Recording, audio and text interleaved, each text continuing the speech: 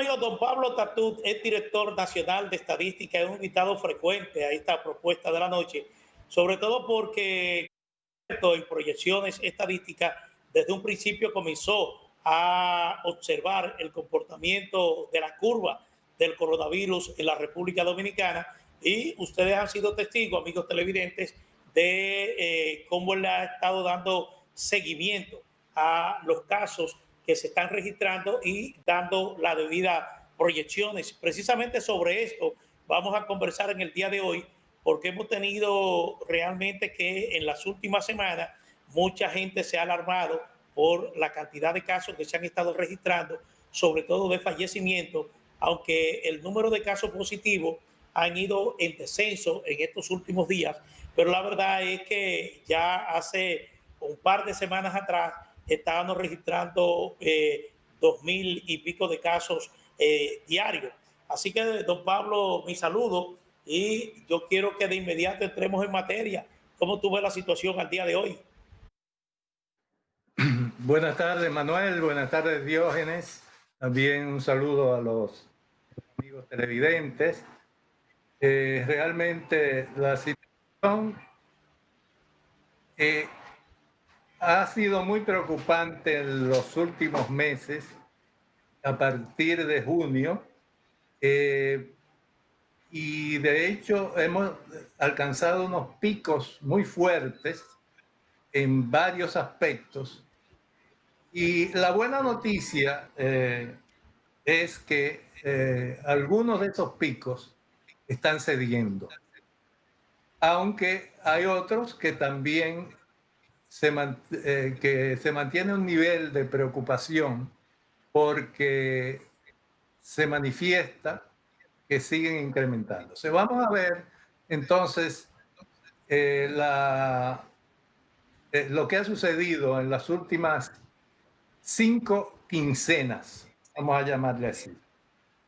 Fíjense bien cómo en las columnas de la izquierda, donde están los casos positivos, primero tuvimos un fuerte incremento a partir de la primera quincena de junio en el promedio de casos nuevos diarios. Fíjense que pasaron de 399 en la primera quincena de junio a 1.374 en la segunda quincena de julio. O sea que en un espacio de un mes hubo un aumento de 244%. Eso es un número realmente que despertó la preocupación de todo el mundo y efectivamente hubo factores que llevaron a eso, entre ellos las elecciones, también el tema de pasar de la fase 1 a la fase 2, de eliminar el toque de queda y también que gran parte de la población adoptó una conducta poco prudente en cuanto al tema de las medidas de prevención. Pero de todas formas, parece que las medidas adoptadas, después de ese fuerte repunte de los casos positivos, han llevado a que efectivamente tengamos una disminución de esos casos positivos, de manera que el promedio diario ya no es de 1.374, sino de 1.037. Eso significa que con respecto al pico de 1.374 hubo una disminución de 24%. Esa es una noticia positiva. Si ustedes ven el segundo grupo de columnas, que se refiere a los recuperados, los curados, vemos que el pico realmente se produce en esta quincena, en la última quincena, en la que cursa actualmente, del del 16 de agosto hasta, perdón, del 1 de agosto al 13 de agosto, el día de hoy. Fíjense que ahí aumentan realmente el pico es en este mes y cuando llegan a 883 diarios el número de recuperados, el número de curados, lo cual es positivo. La noticia mala está en la tercera parte, en los fallecidos. Ahí se puede ver que ese gran pico se produce precisamente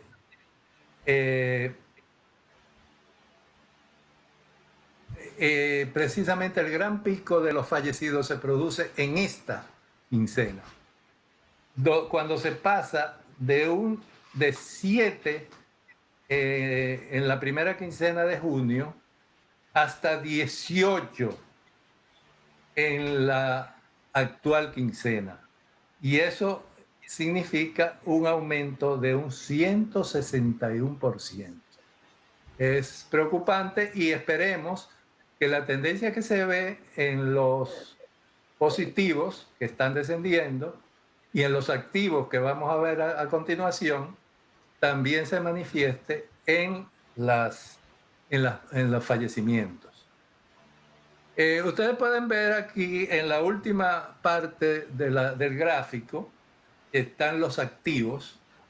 Es una señal muy buena porque los activos prácticamente descienden a un punto tan bajo como estaban o aún más bajo que lo que estaban el 1 de junio. Eso es importante porque nos permite entonces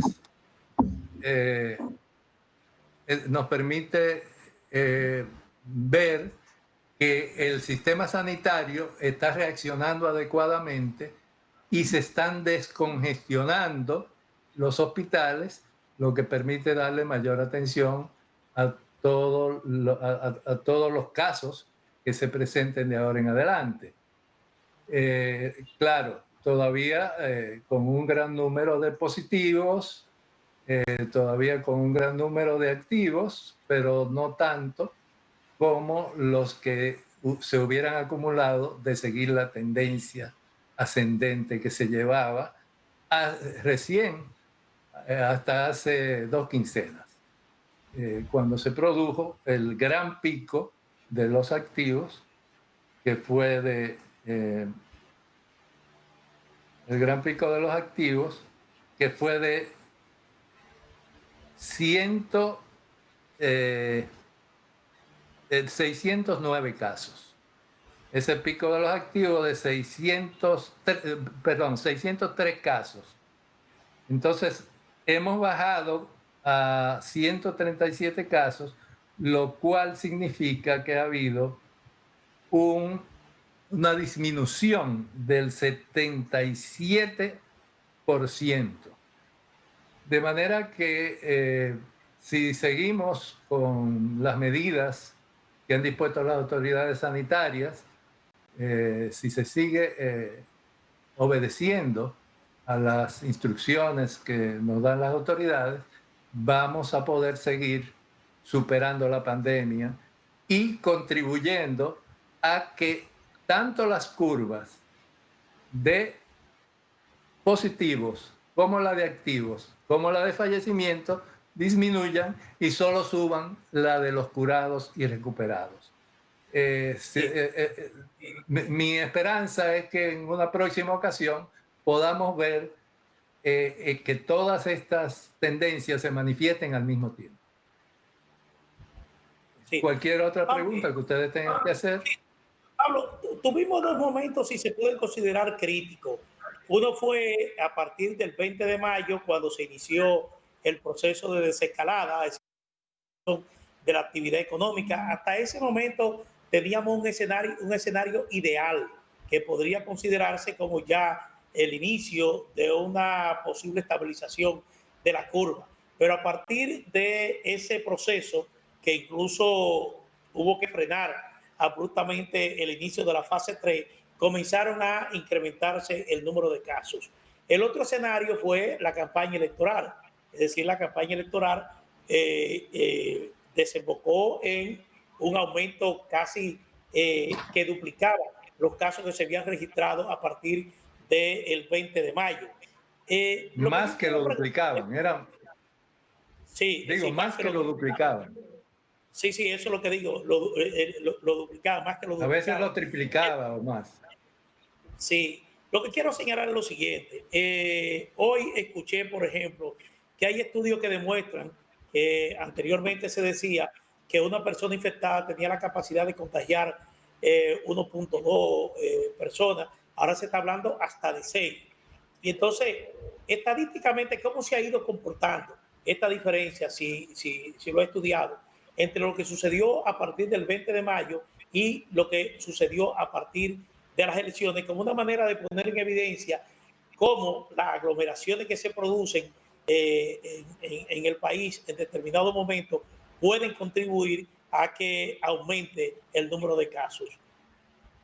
Tiene toda la razón. Efectivamente, todo eso contribuyó, y ya lo había mencionado al principio del programa, todo eso contribuyó a partir de fines de mayo, pero se empezó a manifestar con fuerza ya a partir de la segunda quincena de junio, sobre todo, en un aumento extraordinario del número de casos, del número de fallecimientos, del número de positivos, y prácticamente se llegó a un punto casi de colapso del sistema sanitario, donde no había posibilidad de internar a nadie, y una serie de cosas bastante difíciles, preocupantes y complicadas. Pero últimamente pues se ha podido reaccionar adecuadamente y ya se ha revertido esa tendencia y estamos volviendo a los niveles similares a lo que había en mayo, y como tú dices, había estado manejando bien el tema hasta mediados de mayo, que es cuando se empiezan a producir todos estos problemas simultáneos, digámoslo así. Don Pablo, en estadística con frecuencia uno oye hablar de subregistros en diferentes áreas y que se dan así en la formalidad del levantamiento de los datos, como que hay cosas que siempre se quedan ocultas. En el caso de la República Dominicana, con relación al levantamiento de las pruebas PCR y todas esas cosas, que arrojan que en el país ahora mismo hay 80,000 y tantos de positivos, de afectados, ¿de qué porcentaje de subregistro podríamos estar hablando ahora mismo en la República Dominicana con relación al número que hay de pruebas? Lo que dice es muy cierto, hay siempre un subregistro. Eso pasa aquí y pasa en todos los países. Y sobre todo con una pandemia como esta que agarró desprevenido a todo el mundo. Sí, efectivamente, hay un subregistro y lo va a seguir habiendo. Pero claro, va a haber, hay métodos demográficos indirectos que van a permitir cuantificar ese subregistro. Por ejemplo, una cosa muy simple. Se puede medir la evolución de la mortalidad en diferentes años y ver la diferencia de la tendencia de la mortalidad en diferentes años y compararla entonces de la mortalidad general por todas las causas de muerte y compararla entonces con la mortalidad de este año. Las cosas que no se puedan explicar por la evolución natural de la mortalidad, entonces esa diferencia se va a deber al coronavirus, que es efectivamente lo que está, la causa de muerte que es diferente y que ha producido un cambio o un aumento en la cantidad de defunciones. Bueno, muchísimas gracias a Pablo Tatú por este resumen, si se puede decir, del comportamiento de la curva del coronavirus en la República Dominicana. Vamos a esperar que en esta próxima semana el toque de queda va a tener una vigencia de 25 días. Esperar que la próxima semana, junto al plan que han anunciado las nuevas autoridades a partir del 16 de agosto, podamos ver ya una reducción más del número de casos que se ha estado presentando, pero Pablo, ya se está anunciando para este año una vacuna, la disponibilidad de una vacuna. Así que vamos a rezar porque eso esperemos que así sea. Con las vacunas hay muchas incertidumbres y muchas opiniones. Hay que ver realmente despejar todas las dudas con respecto a las vacunas, porque de todas las vacunas se tienen dudas, de todas. De todo, sí. De la china, de la americana, de la inglesa, de la alemana, de la rusa, de todas. Sí. Bueno, Pablo, muchísimas gracias por siempre tan amable al aceptar nuestras invitaciones aquí a Propuesta de la Noche. Muchísimas gracias. Muy bien. Vámonos con los comerciales. Buenas noches, gracias. Retornamos en breve. Buenas noches, Pablo.